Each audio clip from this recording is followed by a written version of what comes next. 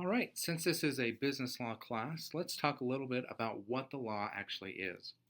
So, according to our textbook, there are five purposes of the law. First is to keep the peace, maintain the status quo, preserve individual rights, protect minorities against majorities, and provide orderly social change. So, let's talk about each of these individually. First off is to keep the peace. Sometimes people cannot work out their differences on their own, and so the law provides a framework for settling these differences. And as we go throughout the semester, we'll look through a lot of examples of how the law can solve some of these disputes. Also, the law can maintain status quo, so laws can keep things from changing too fast. However, sometimes maintaining the status quo can be controversial. So, for example, we have Tesla trying to sell their cars without dealerships, but there's a lot of laws on the books that prevents car companies from selling cars on their own without dealerships. And so, again, that's one where the law is maintaining the status quo, but maybe it can be a little controversial. Same thing with Uber and Lyft and Airbnb. There's a lot of laws and regulations around lodging and transport for hire. And a lot of times that runs against Uber and Lyft's and Airbnb's business models. Now, is that a good thing? Is that a bad thing? Are the laws protecting the customers or are they hampering innovation?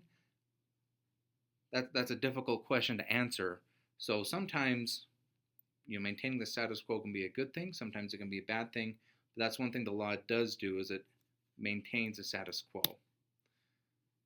Another thing the law does is it preserves individual rights. So as a lot of us know, power can corrupt, but laws can restrain the power of government and protect individual rights. Laws can also protect individuals from each other. Another thing the law can do is it can protect minorities from majorities. So in a pure democracy, majorities can vote for laws that promote their own interests at the expense of minorities. However, constitutional law can protect minorities in these situations. Another thing the law can do is promote social justice. So sometimes people in power can use that power to take advantage of others. Some examples of that being, maybe a boss taking advantage of a subordinate, or, somebody using knowledge they have to manipulate the markets. So the rule of law helps to keep the playing field fair. Another thing the law does is it helps to provide for orderly social change. So a lot of times, without set rules, whenever there's change, there can be chaos. When maybe one group of people doesn't like a decision that is made, sometimes we see riots and different things like that. So one thing the law does is it gives us a set of rules to determine how change is decided.